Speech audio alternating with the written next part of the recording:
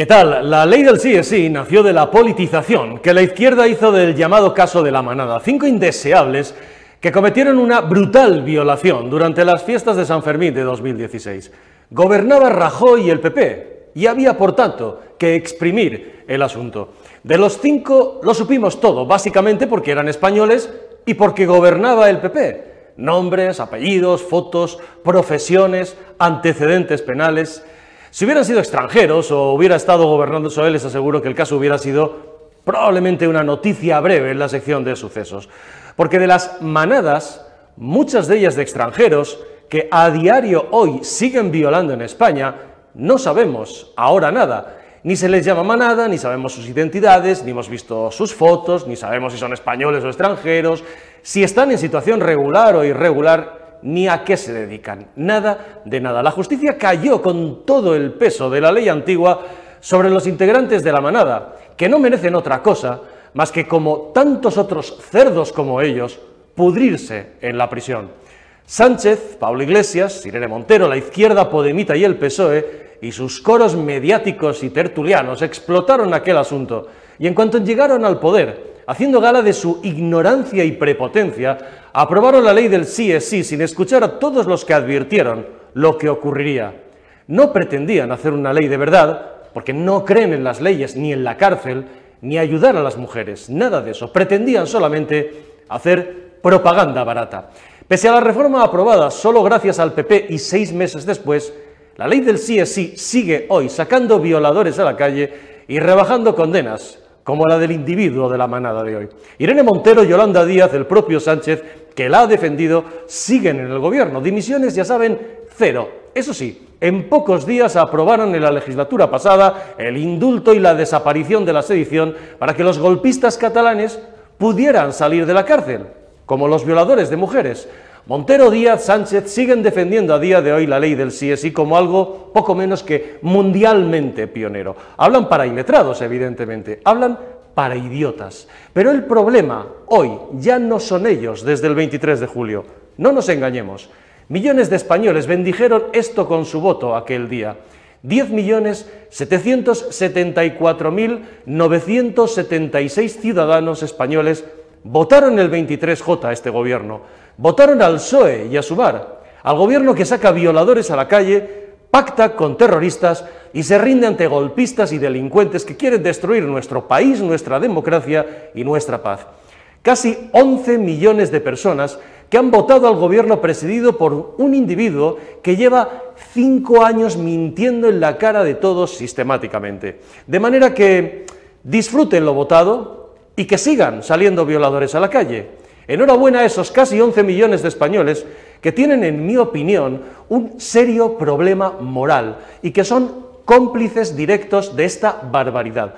Usted, si votó al gobierno, es cómplice desde el 23 de julio de la excarcelación y rebajas de penas a los violadores y a los pederastas. España está ya en la senda de una sociedad atontada, atrofiada, moralmente acrítica y aborregada, y donde da igual 4 que 14, total, ¿qué más da? Encima le llaman, además, gobierno de progreso. Disfruten lo votado. Estamos seguros de que muchos de ustedes lo volverán a hacer si hay repetición de elecciones, y volverán a votar al PSOE o a Sumar en cuanto Sánchez les mente a Franco, el fascismo o a Vox. Salvo, eso sí, que alguno de estos que salen a la calle o ven rebajadas sus condenas o obtienen un permisito de estos de fin de semana, Dios no lo quiera, se cruce un día por la calle en el camino de su hija, de su hermana, de su madre o de su mujer y la viole. Entonces quizá Franco, el fascismo y Vox le suenen a chino. Bienvenidos a La Antorcha. Y como un camino de ida y vuelta, la manada y la ley del sí es sí, pasadas las elecciones, como ven, pues vuelve a plena actualidad. Hoy en La Antorcha, en este primer programa de esta nueva temporada, con Fran Carrillo. ¿Cómo estás, Fran? ¿Qué tal? ¿Qué tal, Vicente? Muy buenas. ¿Qué tal el verano? Pues corto. Corto. Bueno, lo que nos ha dejado Sánchez y esta gente, ¿no? Jaime, ¿cómo estás? Jaime González. Muy bien, es un placer, ¿qué tal? Bueno, vamos a ver, antes que nada, nuestro compañero Borja Jiménez, el delegado OK Diario en Andalucía ha hablado esta mañana con el abogado de este individuo de la manada que ha obtenido una reducción de penas gracias a la ley del sí es sí. Y escúchenle, ha hablado por una parte como abogado defensor y por otra parte como ciudadano, en una especie de dualidad en la que por un lado, bueno, se sentía satisfecho porque había conseguido rebajar la condena a su cliente, pero como ciudadano sinceramente no entendía absolutamente nada y le parecía aberrante.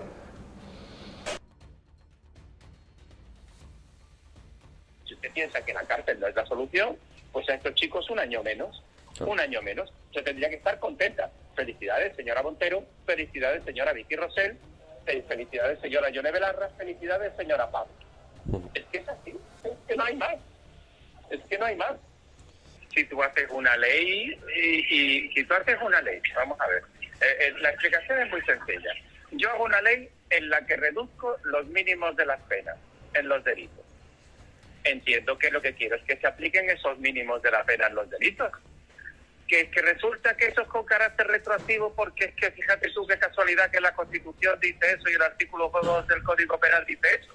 Pues hombre, si tú has conseguido reducir la pena de los delitos por agresión sexual, lo menos que puedo hacer es felicitarte, ¿no?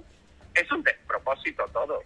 Es un despropósito todo. Es un disparate todo. O sea, tú lo que no puedes hacer es una ley para decir que estás protegiendo a las mujeres y inmediatamente decir que cuando se produzca una agresión sexual, donde antes la pena era de 6 a 12 años, situarla ahora de 4 a 12 años.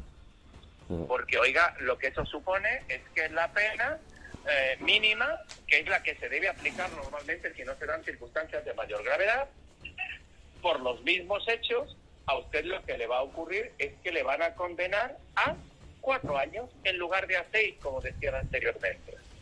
Ahora, ¿así se protege más a las mujeres? Hombre, yo lo dudo, yo tengo serias dudas. Pero dicho lo cual, una vez tú has hecho esa norma, una vez que tú has hecho esa ley, cuando entra en aplicación y se aplica, insisto, con carácter retroactivo, es que es lo que tú has querido. Es que es lo que tú has decidido. Entonces, lo que no puede ser es que cuando la opinión pública se te echa encima, la culpa sea de los abogados de violadores que utilizamos tu ley para solicitar la reducción de la condena, o de las togas negras, o de los jueces fachas que aplican tu ley, que es la que tienen que aplicar para dictaminar justicia. Hombre, es que, ya te digo, no sé si es para felicitarlas o echarlas del país. Decía el abogado Jaime, no sabemos si es para felicitar a la ministra o para echarla del país, claro. ¿Qué valoración te supone? Ha vuelto, volvemos a la realidad, en definitiva. Han pasado las elecciones y volvemos a esta realidad que ya estaba y sigue estando porque seguirán saliendo a la calle violadores gracias al sí es sí y seguirán además siendo rebajadas las condenas. Bueno, lo primero que se me ocurre decir es que a estas horas que Irene Montero, que Vicky Rosell, la delegada del gobierno contra la violencia de género, o que la archifamosa PAN siga siendo, formen parte del gobierno de España, resulta en términos democráticos y en términos morales una auténtica ignominia. Es decir, somos un caso insólito en el mundo, no hay ninguna otra nación con los estándares de democracia próximos a la española donde el responsable de este bodrio jurídico no fuera puesto hace ya tiempo, hace meses, de patitas en la calle. Pero aquí no pasa nada. Dicen, es que es verdad, que amnistía viene de amnesia. Amnistía, palabra en boga, viene de amnesia, que es una pérdida funcional de la memoria. Uno pierde la memoria, puede perder la memoria por causas médicas, por una alteración, pero el problema de los españoles es que no ha perdido la memoria de manera súbita, es que le ha dado la gana perder la memoria, es decir, no ha hecho nada por mantener vivas las constantes críticas. Y tenemos un país, y perdón por la expresión, que es una suerte, y no quiero establecer comparaciones odiosas, es una suerte de manada, pero de manada de mansos, de mansos. Y cuando a un país le faltan los resortes críticos más palmarios, más evidentes, ocurre lo que ocurre, que tenemos unas tragaderas del tamaño XXL, que nos lo estamos comiendo todo con patatas. La gran pregunta que se están haciendo gente que ahora nos esté viendo es: ¿y dónde están todas esas feministas, naturalmente, que salieron en auxilio de Irene Montero? ¿Dónde están? Por cierto, fueron las mismas feministas que se echaron a inundar las calles de España cuando la sentencia contra la manada de Pamplona. ¿Qué resortes morales tiene esa gente? Es decir, ¿qué ley del embudo practican de manera tan miserable que en un día como hoy, cuando un desalmado, como es el miembro este de la manada de Pamplona, que ha visto rebajada la pena en un año, por cierto, ahora van a seguir todos, ahora van los siguientes, ahora van los siguientes. Sí. Lo que digo es, ¿qué resortes morales puedes tener esta gente que en un día como hoy, oye, está todo el mundo de canto? Todo el mundo de canto, el gobierno de canto, desde el presidente del gobierno será por los efectos del COVID. Bueno, a lo mejor es disculpable. Fíjate que les falta la gallardía quizás de salir y decir lo sentimos mucho, pero ya sabes que vivimos en la época del tuit y con un tuit lo resolvemos todo. Esto es lo que ha escrito Irene Montero esta mañana. Claro, la decisión no pasa nada, lo siento mucho. De Justicia de Navarra, un tuit en el que, bueno, decía entender el dolor de las víctimas y acompañarle, etcétera, etcétera. Mientras lo vemos, Fran, bueno, esto es insuficiente. Segundo, te pregunto, en el punto, esto es lo que decía Irene Montero, el consentimiento y el derecho a la libertad sexual deben ser garantizados por todos los poderes del Estado, una frase que no entendemos en el día de hoy. Bueno, se la podía haber ahorrado. Esta decisión del Tribunal Superior de Justicia de Navarra es muy dolorosa, o sea, la decisión, no la ley, especialmente para la víctima. Hombre, menos mal, es que si diseccionas lo que quiere decir, en el fondo, lo que están metiéndole es una patada en la boca al Tribunal Superior de Justicia de Navarra. Cuando dice el consentimiento y el derecho a la libertad sexual deben ser garantizados por todos los poderes del Estado. Sí. Es que si como lo que viene a decirnos es con la sentencia el Tribunal ha ido en contra de los derechos a la libertad sexual. Sí. Es decir, por aplicar la ley, una mala ley, resulta que ahora la culpa, en lugar de tenerla ella, la tienen los tribunales. Y después de las dos frases viene la tercera, que dice: nos hacemos cargo de su dolor y sabemos que todas las víctimas merecen reparación. Como diciendo, por culpa de estos señores, nos hacemos cargo de su dolor y todas las víctimas merecen reparación. Fran, ¿qué merece esta ministra? Bueno, amén de suscribir las palabras de Jaime, yo quiero añadir, bueno, claro, cuando tú creas, es que es el esperpento mayor del reino, creas una ley y la culpa es de los jueces que aplican la ley que tú has creado. Es decir, en ningún país democrático sucede esto. Decía Jaime que en un país serio, España hoy no es un país serio, o no está gobernado por gente seria. Irene Montero, Rosell y Pan estarían en la calle. No están en la calle porque ejercen de escudo perfecto para el verdadero responsable de todo esto, que se llama Sánchez. Esta no es la ley de Irene Montero, es la ley de Sánchez. Porque es el presidente del gobierno que avaló, justificó, amparó y defendió la ley. Y cuanto más digamos que es la ley de Irene Montero y más saquemos a Irene Montero, menos sale Sánchez perjudicado. No es la ley de Irene Montero, es la ley del presidente del gobierno. Se parapeta ante ellas. Claro, y ejercen de escudo. Si no estuvieran Irene Montero, PAN y toda la gente, digamos, más cercana a Podemos o de Podemos, o Yolanda Díaz, todos los focos estarían en Sánchez. Y por tanto, la responsabilidad recaería sobre eso. Punto número uno. Punto número dos. Claro que estamos en una sociedad absolutamente aborregada y adocenada, porque lo primero que hace el gobierno, y en consustancial al gobierno, el socialismo como ideología, es regar de anestesia a la población mediante dos sistemas. Uno, los medios de comunicación, que se dedican a repetir un mensaje del gobierno profundamente perverso y siniestro, además de falso, y por otro lado, controlando todo aquello que pueda servir de educación o de propaganda, pedagogía educativa, haciendo ver que el sentido común y la lógica son tachados de fascista, de golpistas, de tal, y lo que es una aberración jurídica, un asalto a la ley, un asalto al régimen constitucional y el Estado de Derecho, se vende como progreso, es decir, alteran el orden lógico de las cosas. A partir de aquí, lo que está sucediendo es lo que aquí hemos dicho muchas veces. Este es el gobierno de los violadores y de los depredadores sexuales. Pero hay que decirlo así, es el gobierno de los violadores y depredadores sexuales. ¿Por qué? Porque han sacado una ley contraria a todos los informes de juristas y expertos, a sabiendas que este iba a ser el resultado, y aún así lo sacaron. Y ya hilvano con tu editorial. ¿Por qué se han hecho eso sabiendo las consecuencias?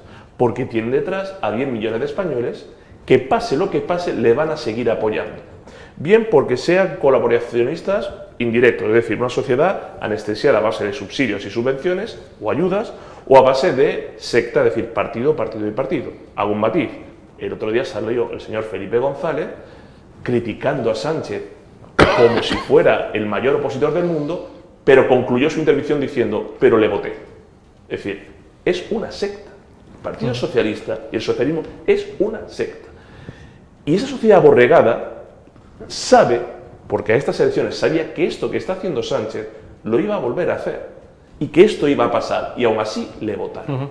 Le votaron porque lo demás, por esa pedagogía educativa, le daba miedo, no le convencía o iba a venir el apocalipsis. Pues no. En eso estáis de acuerdo, claro, desde el 23J esto ha cambiado.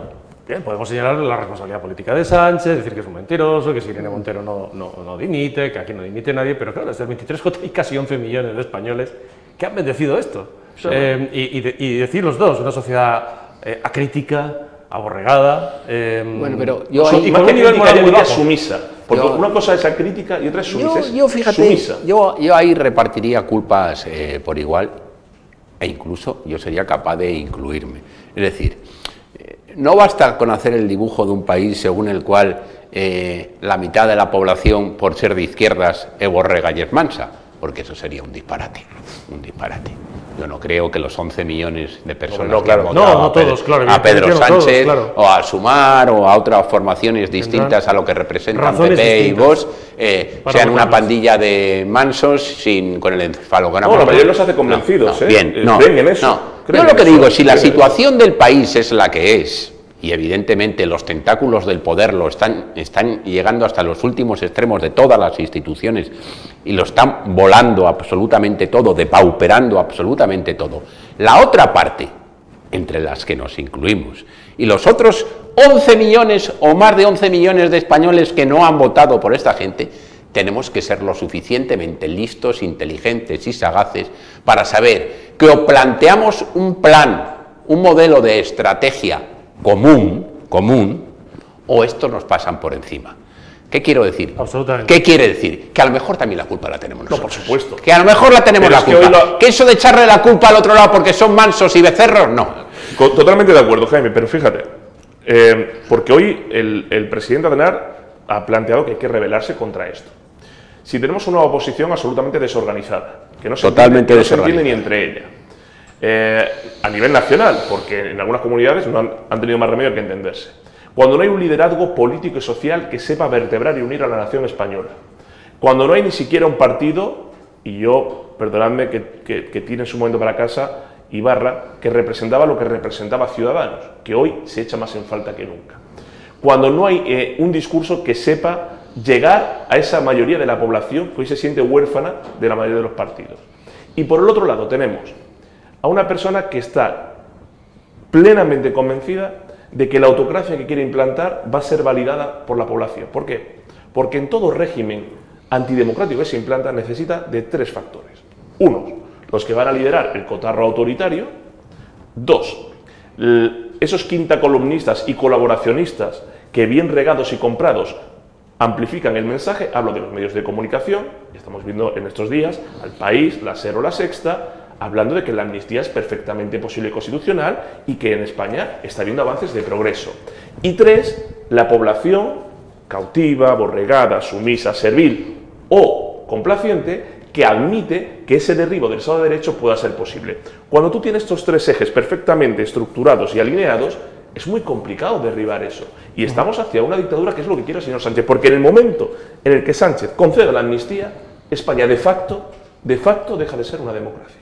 Ajá. Fijaos, vamos a escuchar lo que decía la presidenta Isabel Díaz Ayuso, que esta mañana, pues como todos, conocía la noticia y bueno, reconocía lo que es un hecho. Esto, por cierto, empezó y fue un asunto, yo decía al principio, que pilló en tiempos del PP y de Rajoy. No sé si hubiera tenido la misma relevancia si hubiera sido en tiempos del PSOE. El asunto de la manada, la violación aquella brutal en las fiestas de San Fermín de 2016. Isabel Díaz Ayuso decía esto. Me parece curioso que precisamente toda la falacia de este gobierno con el feminismo, que ha utilizado a las mujeres de esta manera, empezó especialmente este negociado con la manada y ahora resulta que ha sido la propia manada la beneficiada. Me gustaría ver las mismas manifestaciones en la calle, no sé por qué no las veremos, me espero que no. Lo que estabais diciendo y lo que decías tú, Jaime, claro. Hablabas tú de lo de... Vamos a retomar precisamente lo que ha dicho José María Aznar, porque al hilo de del asunto de la amnistía y de la negociación de la amnistía por parte del gobierno con Carles Puigdemont y con el gángster que dijo el otro día Alfonso Guerra, el gángster de Puigdemont y sus amigos golpistas, el expresidente del gobierno pedía hoy una movilización y yo les planteo, y os planteo a vosotros, bueno, lo que decíamos al principio, si nos da igual tener un gobierno que saque violadores a la calle, ¿nos importa la amnistía algo? No hay ningún Estado cuyos dirigentes no hayan perdido literalmente la cabeza que acepte ni siquiera como hipótesis una amnistía que, además de otorgar impunidad, convierte en legítima una gravísima intentona sediciosa contra la integridad constitucional y que además es una invitación a volver a hacerlo. Ningún Estado que se pueda mirar directamente entre el concierto de las democracias en el que se habla de la autodeterminación existe en el mundo para aceptar una autodeterminación explícita o camuflada como contrapartida para formar un gobierno. Y no hay tampoco un Estado que no avergüence a sus ciudadanos en el que se conceda carta de naturaleza a un prófugo de la justicia y se acepte que un eventual gobierno dependa de la voluntad de un golpista. Ahora os pregunto, pero claro, la ministra portavoz y el Consejo de Ministros, pues ya saben ustedes, el gobierno busca pan, circo y Rubiales, o pan, circo y el tema que sea, y hoy pues tocaba pan, circo y Aznar, a ver si desviamos la atención y no hablamos de lo de la manada. Y la ministra Isabel Rodríguez, pues observen lo indignadísima que está, premio al Oscar a la mejor actriz ministra portavoz del gobierno. Resulta de absoluta gravedad que un expresidente del Gobierno haga este tipo de declaraciones que se parecen más a comportamientos antidemocráticos y golpistas que a los propios de un expresidente, que son desde luego incompatibles con los valores democráticos y constitucionales de nuestro país, que nos recuerda que fue él quien mintió a los españoles, que fue él quien utilizó el mayor atentado terrorista a nuestro país y que, por tanto, quien hizo todo eso tiene poca credibilidad y sus declaraciones no tienen ningún valor político ni tan siquiera moral.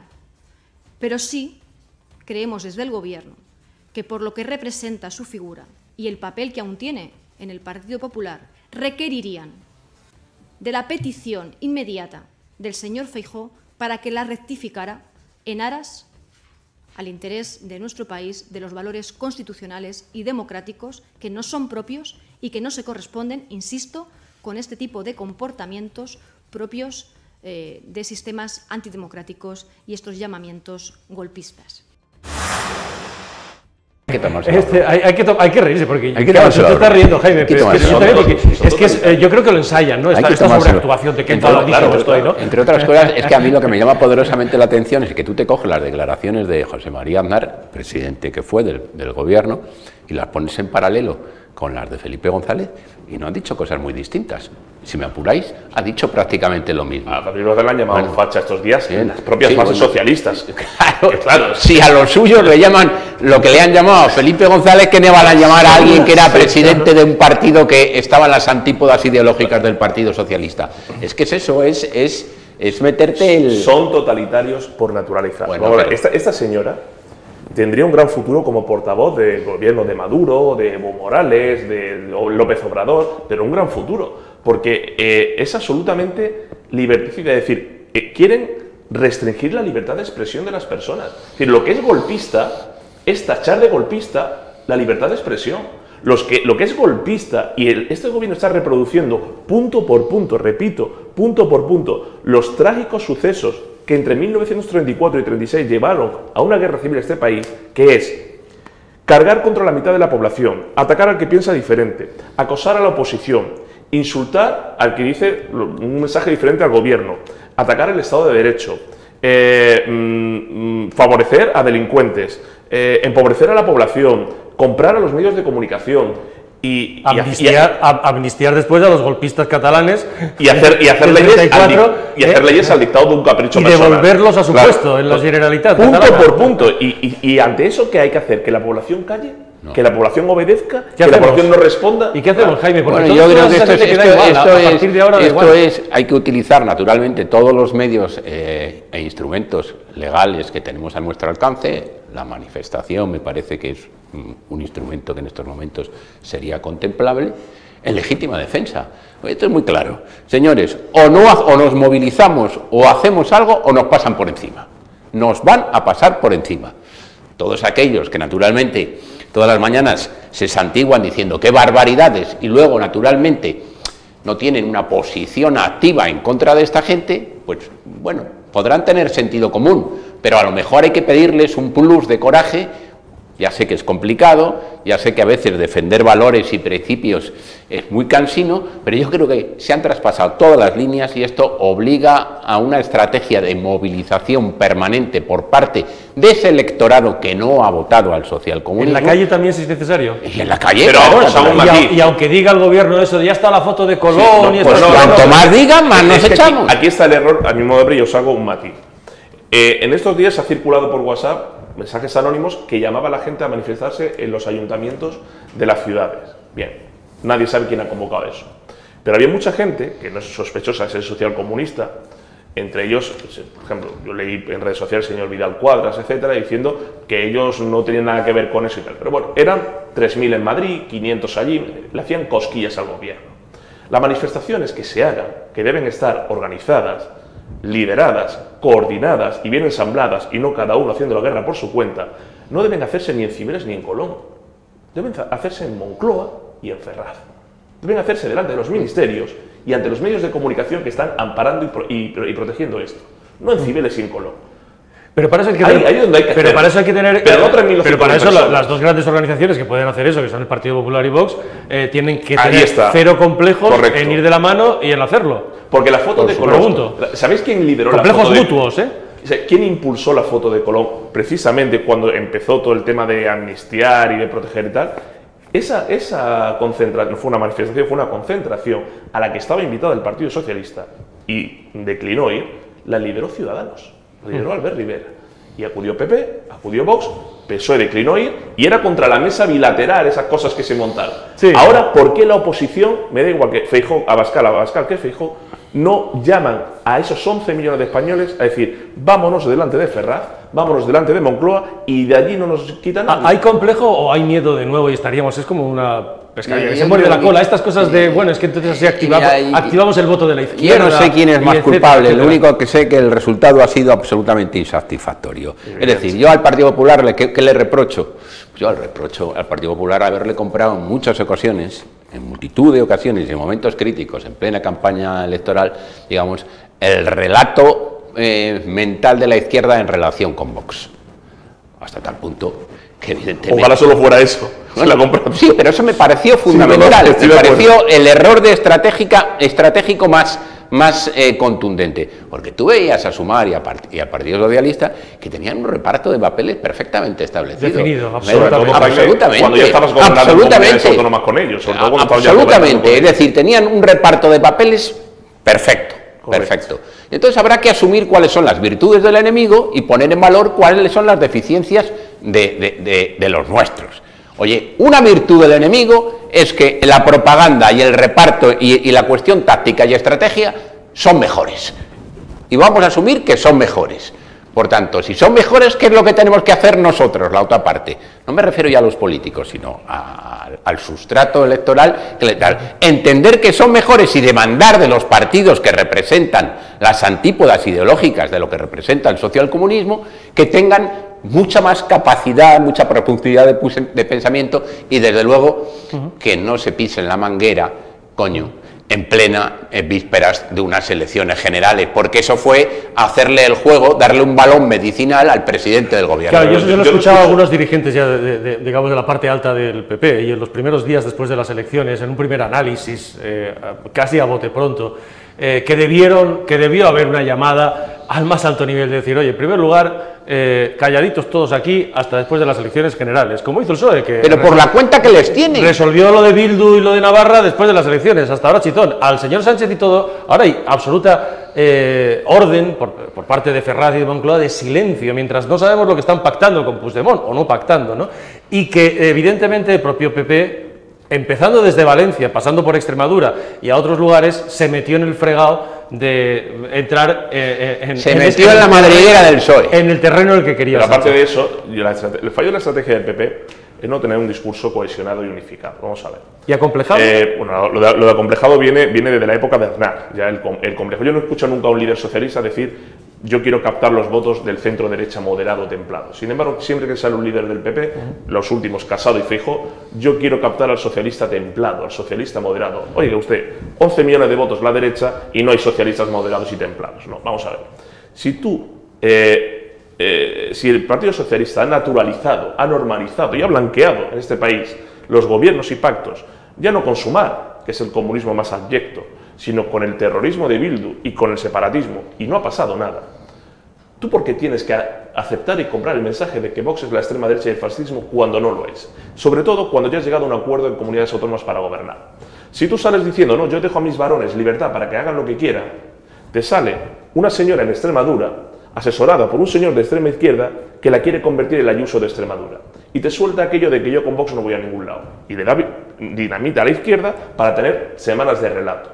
Y sin embargo estás gobernando en Castilla y León, tomando medidas, por cierto, bastante solventes, como quitar las subvenciones a patronal y sindicatos.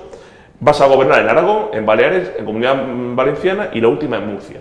Y sin embargo en Extremadura te pones estupendo. Y a nivel nacional, sí, pero no, no, pero sí. Eso en primer lugar. En segundo lugar, llega la campaña y teniendo los números como los tenías, te pones a hacer equilibrismos absurdos y ahora, en la poscampaña, por la mañana te levantas y dices que vas a escuchar a Junts per Catalunya. Por la tarde dices que no puedes escucharlo porque no le puedes ofrecer lo que te van a pedir. Al día siguiente dices que hay que buscar una solución al problema catalán, un encaje. Por la tarde dices que no querías decir eso. O sea, esa falta de discurso unificado es lo que tiene loco al votante de centro derecha y lo que da vitamina al votante de izquierda. Pues claro. Me has quitado la palabra, porque se entiende lo que está haciendo el PP. Quiero decir, por ejemplo, los contactos que hemos contado en OK Diario de González Pons, incluso en domicilios particulares con Junts, hoy mismo han cedido han permitido en la mesa del Senado, que controla absolutamente el Partido Popular, que Junts, PNV y Sumar tengan grupo propio con esto de la cesión de senadores. Se entiende, es una forma simplemente, de forma táctica, de ir estirando el tiempo, de ir quemando también al adversario, de ver si el PNV consigue un relato que más adelante pueda hacer un cambio de sentido de las cosas.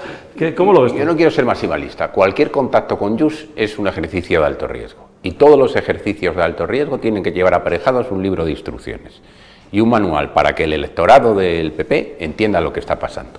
Lo que no puede ser bajo ningún concepto es que este medio de comunicación, OK Diario, informe de que efectivamente se ha producido ese encuentro, un contacto, no voy a decir negociación porque me consta que no ha habido negociación alguna. Exacto. Un encuentro, un contacto, pero el más mínimo encuentro, el más mínimo de contacto con un partido, naturalmente, que lidera un prófugo de la justicia, tiene que ser explicado hasta el último detalle. Y si no lo haces, lo que estás haciéndole es darle una baza a Pedro Sánchez, por una sencilla razón. Porque ¿con qué cara te vas a presentar tú delante ahora del presidente del gobierno en funciones para acusarle de estar negociando con Junts? Ellos, que son especialistas en retorcer la realidad, te dirán: oye, nosotros nos hemos reunido de la misma manera que os habéis reunido vosotros. Y vete tú a explicarle luego a los españoles que, oiga, que yo es que no he negociado, que yo simplemente me he limitado a llevar a cabo un contacto.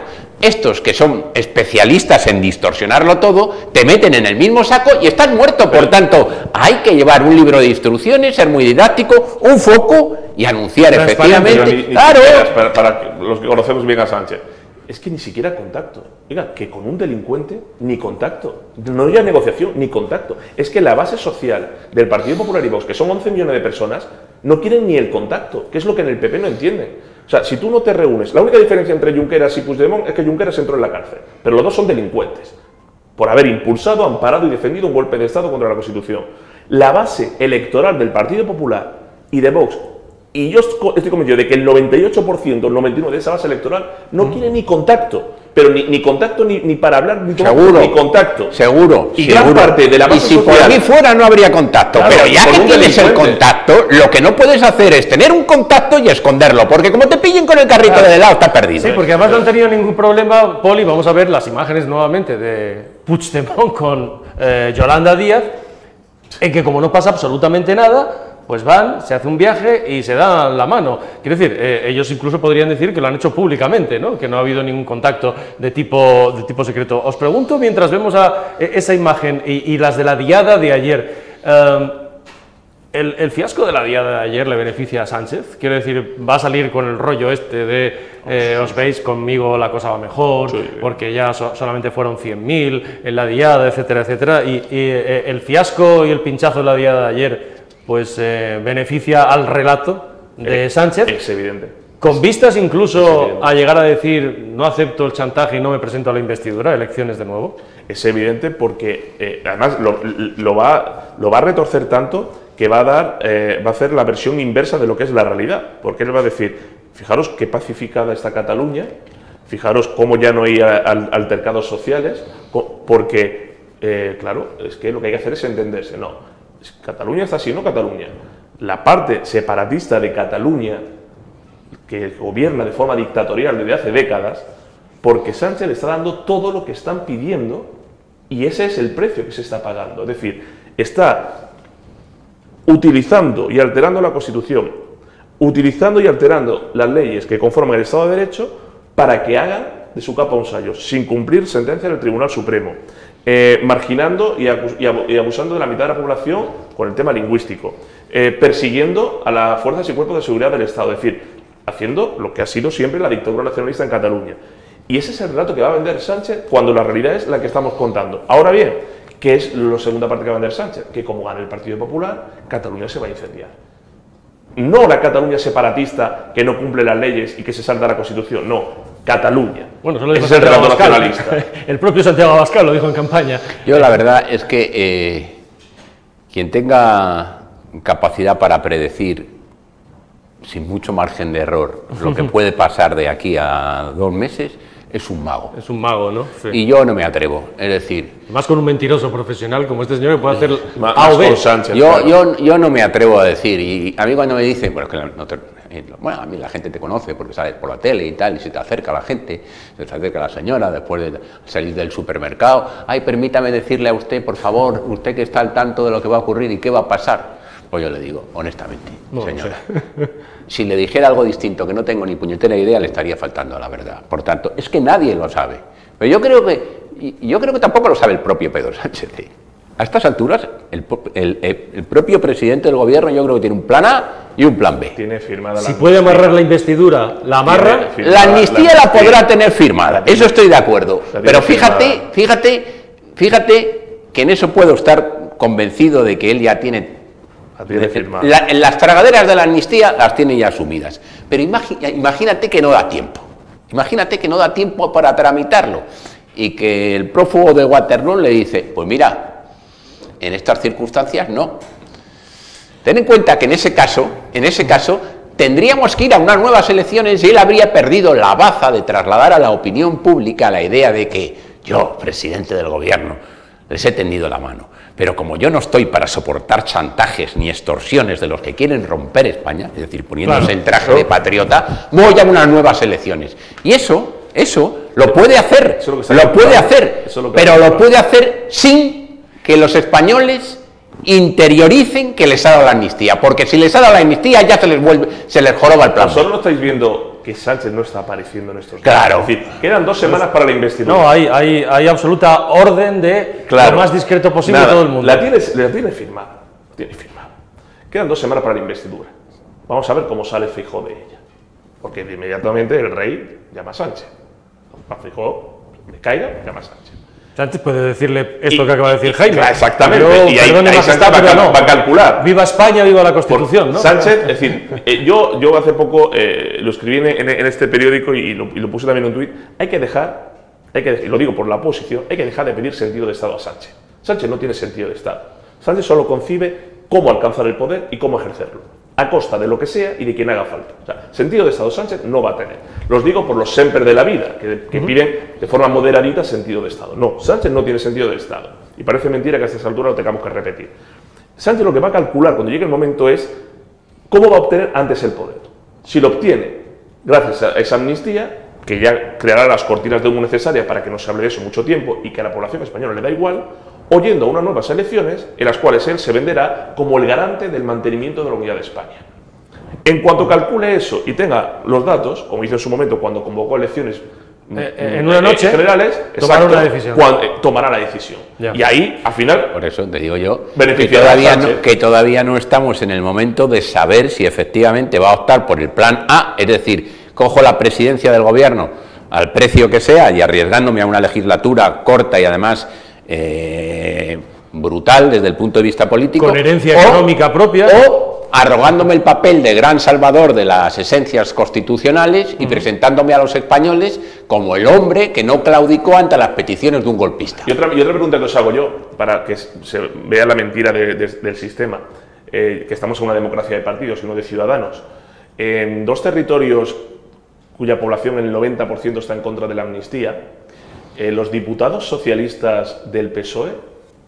No, eso no hay que... No, con eso ya no hay que... Claro, no, lo digo porque Paje todos los días... Claro, a eso hablo con la secta, que Paje todos los días... Y por eso hablo de la democracia de partidos, ¿no? Y por eso hay que cambiar esto, ¿no?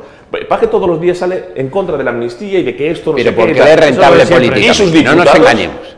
Claro, y sus diputados van a votar a favor de la amnistía cuando su jefe directo está en contra. Hoy una última cuestión, ya que hemos hecho este recorrido de lo que no sabemos que puede pasar, Jaime. En este recorrido de lo que no sabemos que puede pasar y por tanto ganando tiempo, estirándose el chicle del calendario, tú, te pregunto a ti en primer lugar, ¿crees que puede haber un cierto tiempo para madurar un cambio de relato en el PNV? Me explico. Y que de aquí a unos meses, cuando se acerquen las elecciones vascas y en confrontación con Bildu, como están Junts y Esquerra, y con el PNV con el agua al cuello para que el Otegi no sea el Lehendakari, el PNV le diga a sus bases, bueno, con Sánchez ya lo hemos intentado, pero esto y tal, vamos a intentar otra cosa. Pregunto, hay quien piensa estas cosas, ¿eh? Sí. Hay quien confía, voy a decir, hay quien confía en que el tiempo le dé la posibilidad de un cambio de relato al PNV. Yo creo que las posibilidades, la capacidad del PNV de moldearse a un nuevo escenario dependerá en buena parte de cuánto de cerca estén los comicios vascos en relación con la decisión que tienen que tomar. Eso. Por ejemplo, si hay una segunda vuelta, es decir, si tenemos que ir a las urnas, vamos a ir el 14 de enero. El 14 de enero. Aquello se puede enredar. Otra vez. El 14 de enero se puede enredar. Muy lógico que se enrede. Bueno, los españoles no solemos cambiar súbitamente de voto. Claro, esto se puede ir al mes de marzo o abril.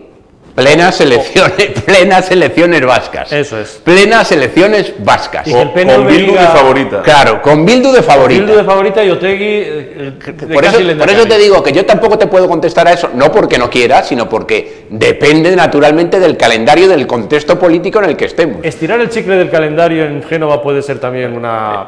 no sé si táctica o estrategia, táctica más bien, con vistas a esto, a la posibilidad de abrir la puerta al PNV, que el PNV, pues como hizo con Rajoy, ¿no? Que le sacó 500 millones de los presupuestos y 15 días después lo hundió en la moción de censura, porque no sabía cómo explicar a sus bases apoyar al PP. El PNV, que fue el gran culpable de que Sánchez llegara al poder con la moción de censura del 1 de junio de 2018, cambiando la promesa que le hizo a Rajoy, porque desde el País Vasco se le llamó al señor Aitor Esteban para que cambiara el sentido de voto. Siempre se ha beneficiado, siempre ha sido el partido más beneficiado y el más inteligente hasta hace unos años. Uno de los logros que ha tenido Sánchez ha sido convencer al PP de que es socialdemócrata, es decir, que el PP para mí es el único partido socialdemócrata actualmente que existe, pero es que también ha convencido al PNV de que es de izquierdas. El PNV lleva muchos meses con un relato absolutamente de izquierdas, hablando de pues eso, pero es la primera vez en 45 años que su reino de taifas está en peligro. Claro, es decir, el partido de Dios, Patria y Leyes Viejas, el partido de la burguesía vasca, el partido más conservador y reaccionario de Europa, el partido que recibió en la época de la República la cúpula nazi o a la cúpula fascista italiana, el partido que tiene una acreditada trayectoria de estar más cerca de la extrema derecha que Vox. Eso estoy completamente de acuerdo, pero yo simplemente quería decirte una cosa. Ahí sí que hay un problema de amnesia, es decir, va a perder las elecciones sí o sí por una cuestión generacional. Es decir, el voto joven del País Vasco es de Bildu todo. Es de Bildu todo, pero cuando digo todo, es que es todo. Nacido del propio monstruo que el PNV ha contribuido. Pero por dos razones. Es un problema generacional, están muertos y ellos lo saben. Claro, pero y cuando pierden las diputaciones y tal, entonces la cuestión es que esa mutación que están haciendo no son conscientes de que llevan la desaparición. Porque de la misma forma que el PNV tenía a nivel autonómico un voto prestado de votantes del Partido Popular que votaban al Partido Popular a nivel nacional, pero que allí votaban al PNV, hay mucha gente de Bildu que no es independentista porque allí Bildu en Vascongadas no habla de independentismo, ni habla de presos, habla de cuestiones locales. Sí. Y a la gente al final, en las cosas locales le importan los locales. Y han sido listos, mucha política social, mucha política social, exacto. Entonces, pero claro, que salga el señor innovación, que salga el señor Ortúzar, hablando de progresismo, de que han frenado a la extrema derecha y tal, pues va a ser justicia poética que pierda el País Vasco las elecciones, una justicia poética tremenda. Y a partir de aquí, claro, yo quiero ver, cuando yo hablo de los colaboracionistas, siempre hay alguien que paga la fiesta o hay alguien que mira de otro lado. ¿Qué va a pasar con las grandes empresas del País Vasco? ¿Qué va a pasar con BVA? ¿Qué va a pasar con Iberdrola? ¿Qué va a pasar con Repsol cuando Bildu llega al poder? A estos que cita Fran, les encantaría ver a Arnaldo Otegi de Lehendakari y a Joseba Permach de consejero de Economía. Pero claro que con Otegi de Lehendakari, esas empresas van fuera. Es que el problema del PNV ya no depende de un giro, de un súbito giro, de un cambio de estrategia política, no. Es que por una cuestión biológica, están muertos políticamente, y te lo dicen ellos. Dicen, si el 90% de los jóvenes mayores del 18 años, nacionalistas, voto nacionalistas, son de Bildu, nosotros no tenemos nada que hacer. ¿Qué le pasa a PP? No tenemos nada que hacer. Lo mismo que le pasó a CiU, que en paz descanse, a Pujol y el pujolismo, que durante 40 años, desde las escuelas, a la televisión pública, etcétera, crearon un monstruo, y las siguientes generaciones han venido siendo... les parecen unos fachas ellos y dentro de nada, para los nietos de los Pujol y compañía o de los Arzailus, en lugar de hacer una labor didáctica por parte del PNV, advirtiendo a los jóvenes de lo que representa Bildu y cuál fue el pasado de Bildu, se han dedicado a blanquearlo. Por tanto, y los siguientes que CUP y Bildu serán unos fascistas para las siguientes generaciones. No olvidemos que el gran responsable de que nada cambiara en el País Vasco se llama Patxi López, que teniendo un gobierno... El pobre López, ya sabes que aquí en este programa le llamamos el pobre Patxi López. Patxi nada o Patxi nadie, un señor absolutamente muy letrado, un ignaro que ha vivido y vivirá toda la vida su política, pues es un Irene Montero del PSOE, ¿no? Pero en masculino. Tuvo la oportunidad, siendo Lehendakari, de cambiar las cosas y no tocó absolutamente nada. No tocó nada de lo que al PNV y a la burguesía vasca que soporta el PNV le interesaba. Bueno, pues aquí tenemos estos lodos, ¿no? Conclusión. Que tenemos a 10 millones de personas, casi 11 millones, que han votado un gobierno, que hoy hemos caído en la realidad de nuevo, de que siguen saliendo violadores a la calle o siguen rebajándose, que tenemos una sociedad un poco atontada, no sé si adormecida, que no podemos resignarnos a eso y que hay que hacer algo y salir a la calle. Que esto no puede ser el día de la marmota. Esto no puede ser el día de la marmota. Esto no puede ser el día de la marmota social. Y que solo sabemos que no sabemos nada de lo que va a pasar porque Sánchez es un rey de hacer lo que le dé la gana. A la espera del próximo Rubiales. ¿Cuál será? Yo solamente estoy pendiente de cuál será la próxima víctima. Bueno, lo ha intentado la ministra con lo del 11M. Claro. El 11M lo ha intentado. ¿Cuál va a ser la próxima víctima que se va a cobrar este gobierno para dar de comer a ese pueblo hambriento de pan y circo? ¿Cuál será el próximo movimiento que vulnere todavía más los cimientos del Estado de Derecho? ¿Cuál será el próximo paso para que esta dictadura se acabe implantando? Y sobre todo, ¿qué tiene que hacer, qué tiene que pasar en España para que la oposición se organice?